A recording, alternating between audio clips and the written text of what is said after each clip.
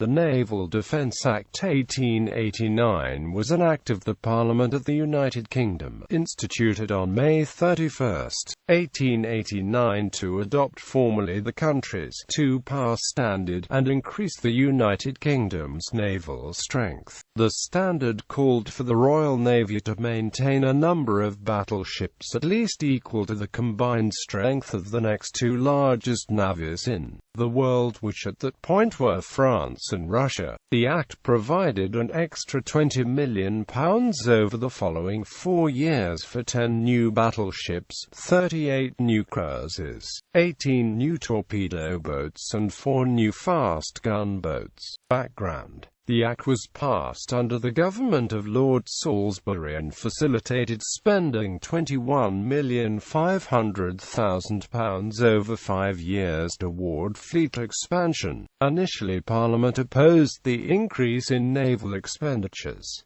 Parliament's stance on the issue shifted due to several factors. First, expert naval opinions presented to Parliament in December 1888 and February 1889 rendered critical views on the state of the Navy. The build-up of the French and Russian navies was another factor pointing to purported British weakness. As a result, public support for proposed naval growth grew and placed further pressure on Parliament to support the Act. In reality, the two-power standard had been informally used over the past 70 years, and for a brief period during the 1850s Britain had met the standard. Britain already enjoyed international naval superiority. The Naval Defence Act reasserted the standard by its formal adoption and signalled an ambition to improve British naval supremacy to an even higher level. Naval expansion. The expansion came in the form of 10 battleships, 42 cruisers, and 18 torpedo gunboats. The battleships were the centerpiece of the legislation. 8 first-class battleships of the Royal Sovereign class and 2 second-class battleships, the HMS Centurion and HMS Barflow, were ordered. The Royal Sovereign class was the most formidable capital ship of its day, fulfilling the role of a larger and faster battleship unmatched by those of Russia and France. The cruisers were aimed at protecting British supply lines. The Act provided for 9 first-class cruisers of the Edgar class, 29 second-class cruisers of the Apollo and Astraea classes, and 4 third-class cruisers of the Pearl class.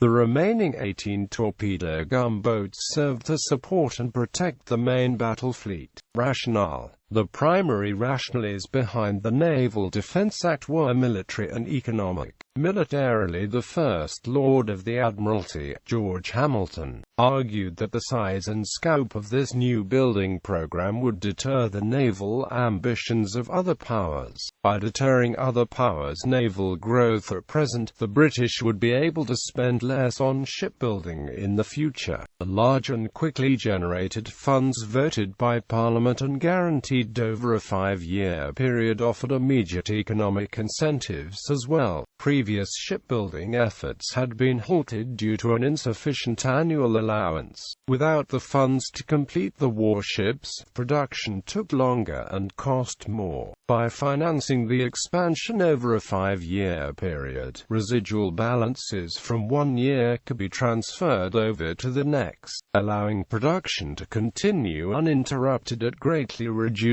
costs. This method also aimed for the British completion of her warships more quickly than its rival powers. In theory, the scope and speed of production would not only cut costs but also deter other powers hoping to match British production. Results and consequences. In practice, the Naval Defence Act of 1889 had limited economic success but failed as a deterrent. The financing of the warships over 5 years allowed production to continue uninterrupted with low-cost overruns and limited delays. A coinciding demand for merchant vessels built in the same private shipyards as some of the warships led to minimal increases in the cost of labour and material. Lord Hamilton Hamilton's hopes of reducing future naval expenditures, however, were dashed as the increased British production was matched by France and Russia. In fact, the French and Russians built a combined 12 battleships in the period from 1893 to 94, compared to Britain's 10. Another British expansion, known as the Spencer Programme, followed in 1894, aimed to match foreign naval growth at a cost of over £31 million.